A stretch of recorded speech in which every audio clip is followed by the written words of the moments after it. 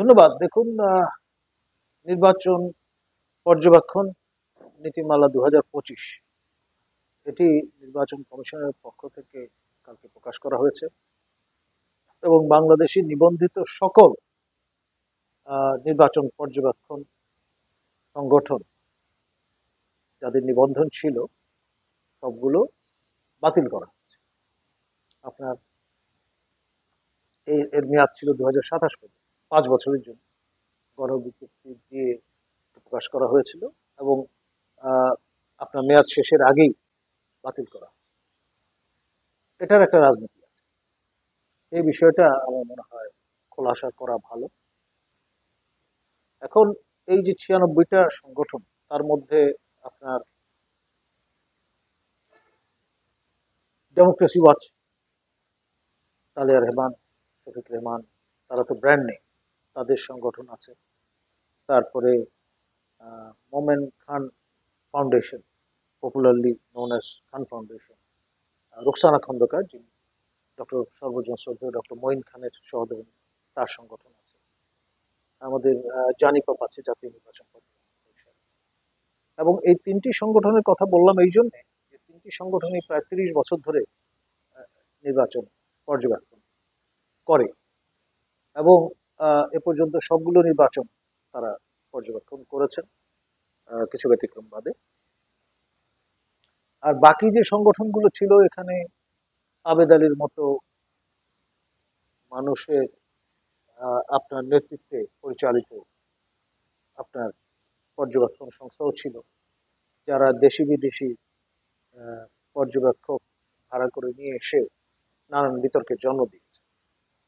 এখন এখানে যে বিষয়টা লক্ষণীয়, যে নতুন সংযোজন ঘটল, তার একটি হচ্ছে আপনার পর্যবেক্ষকদের ন্যূনতম বয়স সার্টিফিকেট অনুসারে আহ, বলা হয়েছিল গত নীতিমালায় যে ন্যূনতম ২৫ বছর হতে হবে এবং এটি একজন প্রার্থীর যোগ্যতা সম্পন্ন। ২৫ বছর নিচে বয়স হলে নির্বাচনে প্রার্থী হয়, সেটি এবার কমিয়ে ২১ বছর করা হয়েছে। এই যে আপনার বয়স যে কমানোর যে ব্যাপারটি, এটিকে আমি স্বাগত জানাই। এই জন্যে যে আপনার যে প্রিফারেন্সটা হতো অফিসিয়ালি, যদিও ২৫ বছর বলা হয়েছিল, কিন্তু আসলে সবসময় ২৫ বছর বয়স্ক মানুষ অ্যাভেলেবল থাকেন, তারা ব্যস্ত। সুতরাং কার্যত দেখা যেত এই ২০-২১ বছরের আপনার নারী পুরুষ তারাই পর্যবেক্ষক হতেন। এখানে একটা শুভঙ্করের ফাঁক বা ফাঁকি থেকে যেত। তো সেটি স্ট্রেটেন করা হয়েছে, এটি ভালো। তারপর আপনার বলা হয়েছিল আগে যে ন্যূনতম এসএসসি সার্টিফিকেট থাকতে হবে, সেটা বাড়িয়ে এইচএসসি করা হয়েছে। এটাও আমি মনে করি যে সাধুবাদ জানানোর মতো একটা বিষয়, কারণ শিক্ষা মানুষকে পরিশীলিত করে এবং যত উচ্চ পর্যায়ে আহ, আপনার শিক্ষিত মানুষ এই কাজে ব্যাপৃত হবেন তত ভালো। এবং আমি বলবো যে এটা যদি বাড়িয়ে গ্র্যাজুয়েট করা হতো তাহলে আরো ভালো। তো তৃতীয় যেটি যে বলা হয়েছে যে উদ্দেশ্য প্রণোদিত ভাবে যারা যে পর্যবেক্ষক সংস্থাগুলো আগে প্রতিবেদন জমা দিয়েছে, তাদের এবার নির্বাচন পর্যবেক্ষণের সুযোগ দেওয়া যাবে না বা তাদের নিবন্ধন দেওয়া যাবে না। এখানে একটা ক্যাচ আছে।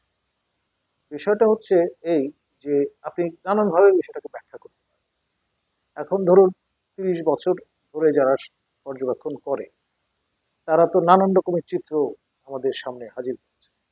এখন আপনার একটি বিশেষ সময়ের বা একটি বিশেষ নির্বাচনকে যদি আপনি ধ্রুবক হিসেবে ধরেন, সেটা তো আসলে ঠিক হবে না।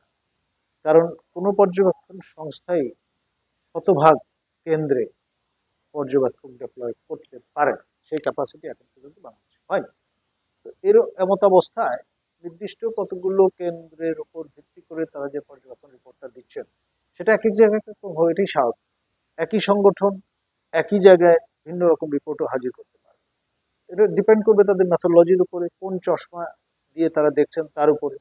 তো সেই জন্যে আপনার এই ক্লজটা আমার কাছে মনে হয়েছে যে এটি হীন উদ্দেশ্য প্রণোদিত একটা ক্লজ, এটা পরিহার করলে ভালো। আর যে বিষয়টি আহ, লক্ষণীয়, যে মেয়াদ শেষ হওয়ার আগে সকল পর্যবেক্ষণ সংস্থার আপনার এই যে নিবন্ধন বাতিল করা হলো, এটা আমি মনে করছি ব্যাড এক্সাম্পল, এবং এটা ভবিষ্যতে হয়তো ফলো না। তো তাতে আপনি যেই প্রতিশ্রুতি প্রদান করেছেন 5 বছরের জন্য নিবন্ধন দিয়ে, সেটা 3 বছরের মাথায় যদি আপনার বাতিল করে দেন, it's not a good example. দ্বিতীয়ত, আপনার গত সংসদগুলোর নির্বাচন বা গত 5 বছরে যাদের নিবন্ধন ছিল না, নোটেবল অর্গানাইজেশন যেমন ব্রতি, যেমন অধিকার, যেমন আপনার ফেবা এবং ব্রতি, এই দুটি সংগঠন আমার জানা মতে তারা আবেদন করেছিল সময়সীমা পার হয়ে যাওয়ার পর। তো ন্যাচারালি যেহেতু গণবিজ্ঞপ্তি দিয়ে এই নিবন্ধনগুলো দেওয়া হয়েছে, তখন এটা একটা লিটিগেশনে পড়ে যেত।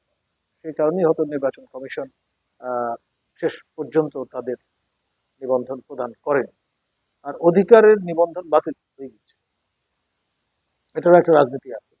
এখন অধিকার আপনার এমন একটি সংগঠন যেটি দীর্ঘদিন ধরে মানবাধিকার নিয়ে কাজ করে।